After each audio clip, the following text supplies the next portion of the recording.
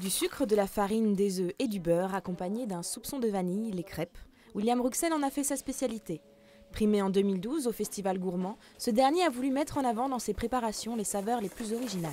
Dans les vacances, c'est un plaisir de découvrir ce qui se fait ailleurs et ensuite essayer de le transposer sur les crêpes, sur les galettes, pour apporter quelques nouveautés. Donc il y a 2 ans, c'était le Pays Basque, qu'on a découvert le piment d'Espelette, discuter avec des restaurateurs et savoir comment l'utiliser. Donc même sur du sucré avec du caramel au piment d'Espelette ou du chocolat au piment d'Espelette.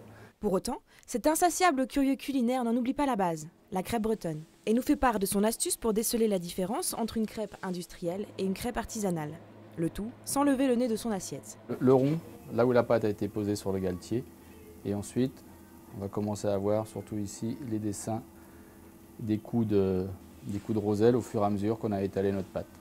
Pour la Chandeleur, une tradition familiale, une crêpe s'accompagne de beurre salé et de sucre ou encore de pâte tartinée. Mais William Rouxel a lui une préférence, la crêpe au salidou. Et pour bien réussir ce caramel au beurre salé, celui-ci nous donne sa recette. Donc ma recette, c'est 320 g de sucre, 5 à 10 centilitres d'eau pour faire un caramel. Vous laissez cuire votre caramel entre le doré et le noir.